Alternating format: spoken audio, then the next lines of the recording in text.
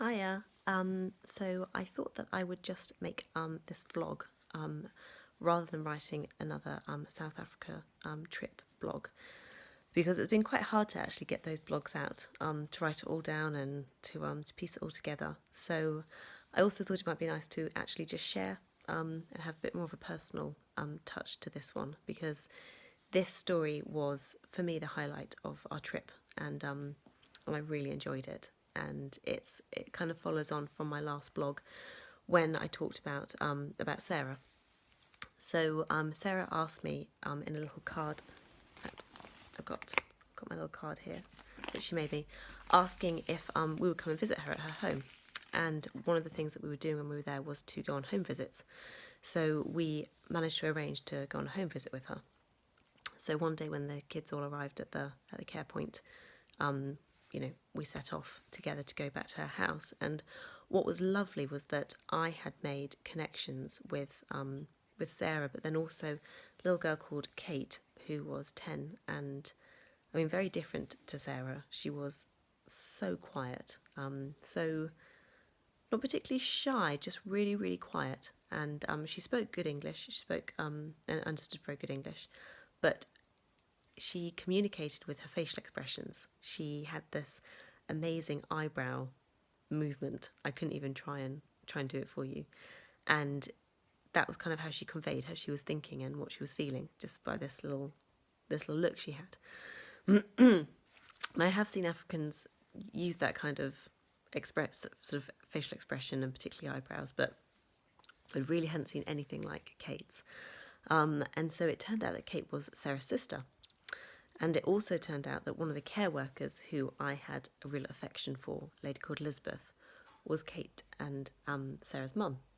So when we arranged this home visit, I knew instantly that obviously it was going to be the three of them, which just was really joyous for me, because they kind of were the three that had stood out, and I just couldn't believe that they were all part of one family. And then Elizabeth also had three other children. She had three boys. I knew one of them, one of the littlest, who was a little boy called Noah, and he was only 3, and he was also totally charming and delightful. And the other two boys I didn't know. One was Kate's twin brother. I'd not really met him. And then another older boy called James. So we walked through the community, which was new, because we'd not actually, although we were at the community every day, we hadn't actually walked out into the community. And so we had to walk quite a long way to get to their house.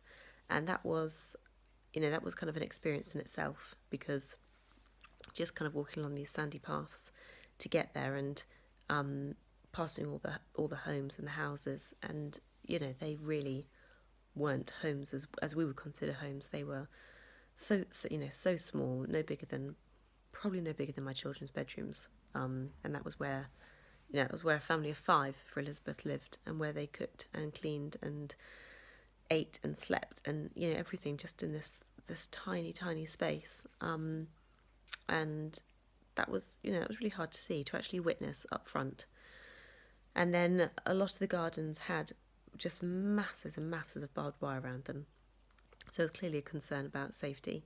Not that we had any concerns about safety when we were there, but there was obviously an issue there. And then, but on the other nice side was that lots of gardens were really well tended. You saw quite a lot of older couples sort of out, sort of doing a little bit of gardening and looking after them. And there was a lot of music as well, a lot of music coming out of the houses from the radio, and just sometimes people singing. One time someone playing a guitar.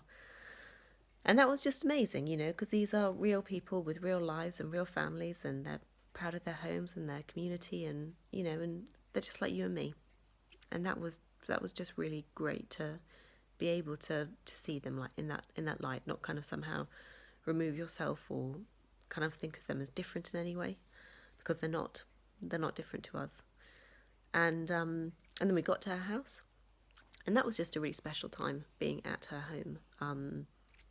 So once we were there, and we kind of had a bit of a chat and a play with the kids, and Rob was messing around with the younger ones and pretending them to dunk them in these big buckets. And it was a real laugh, and it was very nice. And then Elizabeth got the kids to go on an errand, I'm not sure what, and sent them off. And she said that she wanted to share her story with us, which was like that was really powerful, that she wanted to share something like that with us. And so she explained to us that she had got married to a man, and he had a previous wife, and they had 2 children together. And his old wife didn't want to look after these two children. She didn't want to take care of them. So Elizabeth said to him that they would raise them. So she took them into her home, and it turned out that Sarah and the oldest son, James, were these 2 children that she'd taken in. And then she went on to have 3 children of her own with her husband. And then not long after that, he became quite ill. And so his family came to get him and took him back to the village where he came from, and they cared for him.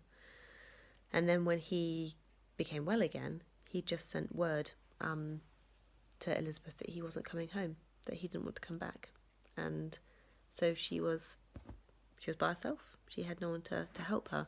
And that's a really common problem. I don't know whether it's the whole of South Africa or just kind of the area that we're in, but either, a lot of that mid-generation have died because of AIDS, but then also a lot of the men have just left. And some of them do go to find jobs elsewhere to try and send money home, but a lot of them do just leave. So you basically see women, and you see children, and you see a few grandparents. But apart from the pastor of the church, I didn't see one grown-up man in the whole community. And then she told us that quite recently, I think just a couple of years ago, this other mum of Sarah and James had died. And when she'd been poorly and was unwell, Elizabeth had asked them to go and visit her, and they wouldn't do, because they knew the full story and considered Elizabeth their mum, and they were still too hurt and wounded by the fact that she didn't want them. So they wouldn't go to visit her, and they wouldn't go to the funeral, which is a really big deal in Africa. A funeral kind of goes on for a week, and it's very important. And what I was really impressed by was she really, really pushed them to try and get them to go to this funeral, because she said it was important that they went and that they said goodbye, but, they didn't want to, and, that's understandable. And whilst we were there, I asked her if there was anything we could pray with her about. And the other people that we'd asked if they wanted prayer had all said that they would like to have a job, and could we pray for them to have a job. And when I asked Elizabeth if she wanted prayer, she said, could we pray for her to have lots of love for her children, for raising them, so that she could keep on raising 5 children because of how difficult it was raising them by herself. And I was just so overwhelmed by that, that she managed. She did have like a little vegetable plot, which was how she was providing them all with meals. Although, they were quite limited what she was able to give them. But I just found it overwhelming that she had this desire just to have more love. She volunteers at the care centre every day and looks after children who don't belong to her. And she has these 5 children, 2 of whom she's chosen of her own free will to raise as her own. And I just thought that was really a beautiful thing, just a really beautiful thing, that she had so much love to give, and that she didn't want to run out of it. She didn't want to come to the end of her tether with it. She just wanted to keep on giving. And so we prayed with her, and that was just such a powerful moment, because as we were praying, I just got this really strong sense of what a big heart she had, and how generous hearted she was, and how much love she had to give others, and how she wanted to share that. And you don't often just get that off people when you meet them, that feeling, and that was so powerful to be with somebody who is like that. And it was very emotional to spend time with her and to get to know her. So it was just the best. It was the best part of the trip. And what was also really great was just being able to meet with a family and like that, and just say, they are just normal everyday people with normal everyday problems. The kids bickered and wound each other up and played around, and she was a mum trying to do her best to take care of them, like we all are. And I just wanted to share that people who live in other countries, who live in poverty, they are no different to us. There is no exception there. They are just the same.